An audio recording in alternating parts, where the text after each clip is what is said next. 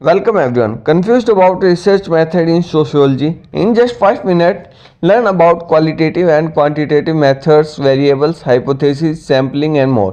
यानी कि सोशियोलॉजी में रिसर्च कैसे होती है, बस 5 मिनट में सब कुछ समझिए। क्वालिटेटिव और क्वांटिटेटिव मेथड से लेके सैम्पलिंग और हाइपोथेसिस तक। जी हाँ, अब हम बात करते हैं क्वालिटेटिव और क्वांटिटेटिव रिसर्च के बारे में। There are two main research types, quantitative, qualitative.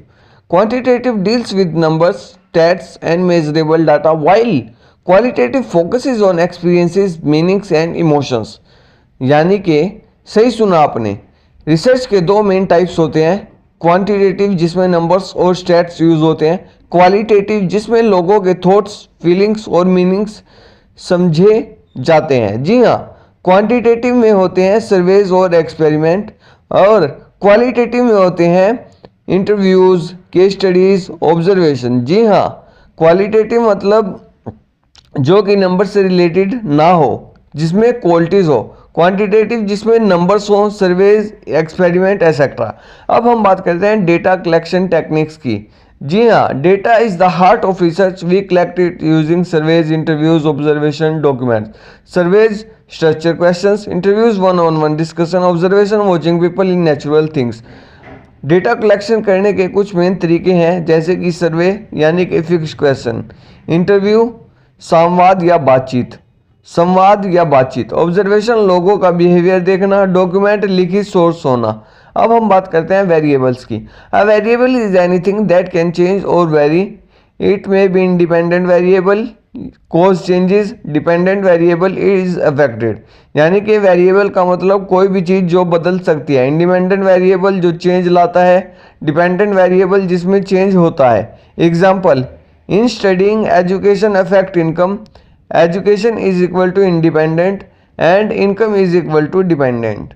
यानी कि जो इनकम अर्न करता है वो डिपेंडेंट होता है। अब हम बात करते हैं हाइपोथेसिस की। A hypothesis is an educated guess, a statement you test through research. Hypothesis एक सोची समझी गैस होती है जिसे रिसर्च से टेस्ट किया जाता है। Example, higher education leads to higher income, you test this using data. जी हाँ, higher education leads to higher income, it means you test this using data is called sampling. आपने ये सैंपल किया कि अगर कोई ज़्यादा स्टडी करता है तो वो ज़्यादा कमाता है। अब हम बात करते हैं सैम्पलिंग की। We can't study everyone, so we select a sample, a small group that represent the whole population. हर किसी को स्टडी करना पॉसिबल नहीं होता, इसलिए हम एक सैंपल चूज करते हैं जो पूरी पॉपुलेशन का रिप्रेजेंटेशन देता है।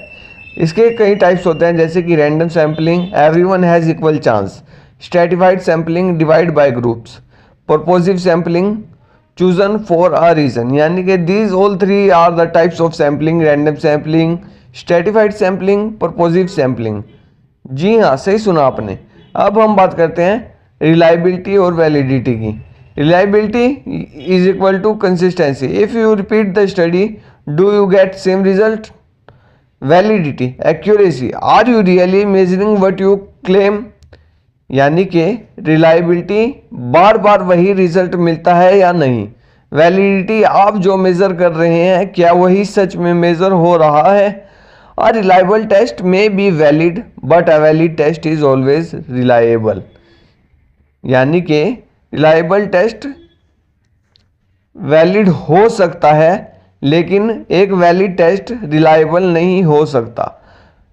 अब हमने क्या क्या पढ़ा उसको रिकैप करते हैं। क्वालिटेटिव और क्वांटिटेटिव, डेटा कलेक्शन, वेरिएबल और hypothesis, sampling, reliability and validity. यानी कि हमने इसकी रिवीजन कर लिया इजी तरीके से।